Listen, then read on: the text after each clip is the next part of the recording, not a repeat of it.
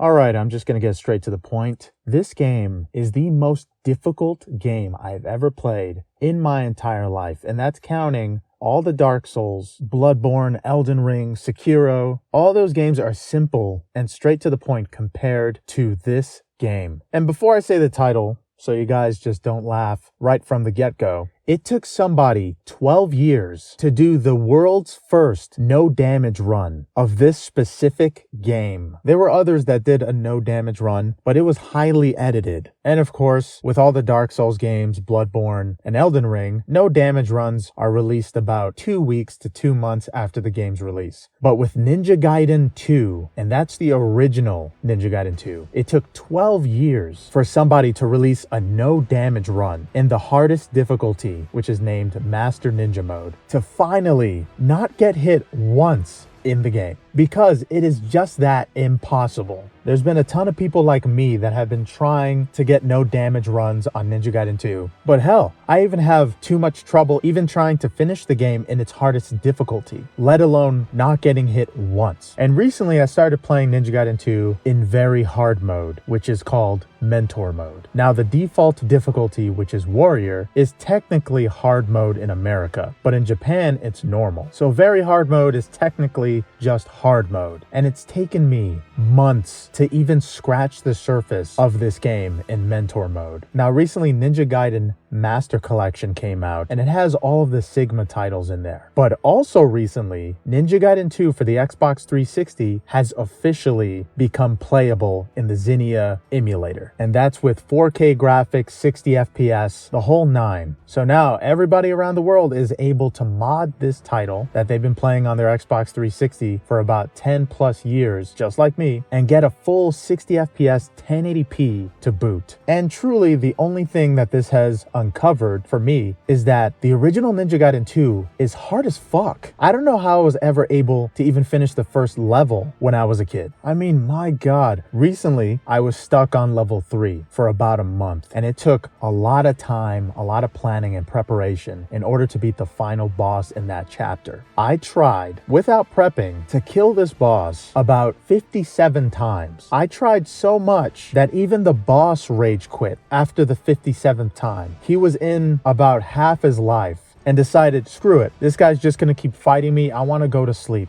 I'm just gonna leave the level. And this was a giant fish boss in a subway. In chapter 3, you're located in New York City. I believe Times Square, to be exact. And this boss just decided, fuck it, I'm gonna just leave this guy alone. He's not gonna stop fighting me, and I'm just sick of fighting this person. So he straight up just dodged me a couple times until I lost visual for 1 second and just went straight into the wall and left. The game glitched out. I tried to beat this boss for 3 hours straight, and he glitched out and said, you know what, screw it, I'm done. That's how difficult this game is, that even bosses rage quit if you try and have enough patience to try to beat them 57 times. And the reason I know this title is harder than Dark Souls is because I beat Dark Souls 2 and 1. And I remember getting frustrated as a kid, but as an adult, I didn't really get frustrated. All you really need in Dark Souls is patience and knowledge. But with Ninja Gaiden 2, even if you have enough patience to fight one boss for 3 hours, it's just gonna defeat you. And I'm very stubborn when it comes to video games. So playing games like Dark Souls, it takes me a long time to quit. But the original Ninja Gaiden 2 is a different monster entirely. It overwhelms you from the first second you start playing. You have full movement. You can pretty much get any weapon you want on the fly. You can pretty much freeze time and use potions or any kind of other elixir to give you more Nimpo, which is something that makes you invincible for 10 seconds. Apart from the Nimpo making you invincible, you have something called obliteration technique, which you can use to kill enemies in one hit if they're incapacitated, and that's by severing any of their limbs. So you basically have one move that automatically kills enemies, another move that makes you invincible, and something called ultimate technique, which also makes you invincible, and depending how long you hold and charge ultimate technique for, it makes you invincible for an even longer amount of time. And there's even one weapon which is called a lunar staff. If you charge it while doing a full circle on the left analog stick, you can automatically do an ultimate technique which lasts the longest amount of time out of any weapon. But even with all of those options, I was not able to beat that giant fish boss in chapter 3 Because even if you're doing the ultimate technique, if you don't have Nimpo at the time, the boss also does something that makes him invincible, but it lasts for longer than your ultimate technique. So you're gonna have to do the ultimate technique, which makes you invincible for about 5 to 10 seconds, and then the fire Nimpo, which lasts you a bit longer than other Nimpos. So in order to beat this boss, I needed to have a state of invincibility for more than 20 seconds, at least once. So there is some kind of strategy to the boss, but I wasn't playing on Master Ninja mode. And if anybody knows about difficulty, if you're playing in the highest difficulty,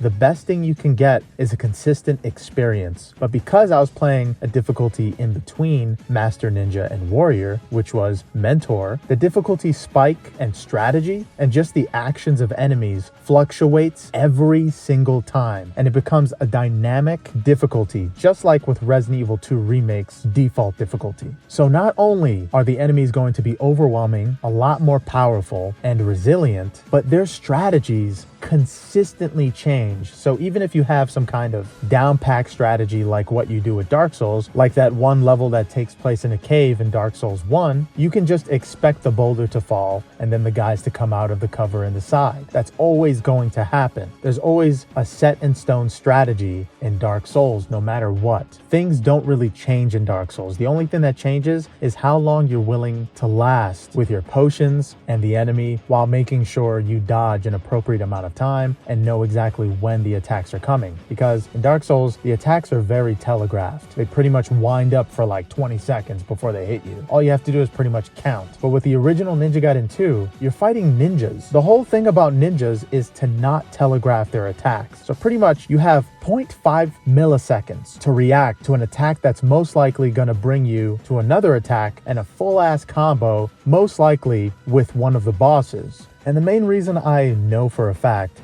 that Ninja Gaiden 2 Original is harder than any Dark Souls game is mainly because after I finished Ninja Gaiden 2 in Mentor mode, I had so much patience stored up and experience that Dark Souls, Elden Ring, and all those other titles became pretty much trivial to me. Compared to the movements in the original Ninja Gaiden 2 of the enemies and the characters and how ridiculously fast-paced they are, the movements in every Dark Souls game and Soulsborne-like game were nothing compared to the original Ninja Gaiden 2. That game is brutal, relentless, and merciless. You know a game is ridiculously difficult when it gets to the point where you just start laughing instead of getting mad, where you just accept that most likely in 3 seconds within the start of the checkpoint, you're going to die. And unless you do something drastic, you're most likely going to see death in the first 3 to 5 seconds. Sure, there are a ton of deaths in Dark Souls and loading screens. It's known for that. But I haven't seen any other type of difficult game take 12 years to get a no damage run. It's not a coincidence Ninja Gaiden 2 has a reputation to be punishingly difficult before the time of Dark Souls games. Because the original Ninja Gaiden 2 came out 2008, while the original Dark Souls, which was called Demon Souls, came out in 2009. I mean, I didn't even have to look that up. I have a lot more memories of Ninja Gaiden 2 before Demon Souls was even announced. But yes, it seems like the original Dark Souls and just Soulsborne-like game was the original Ninja Gaiden 2.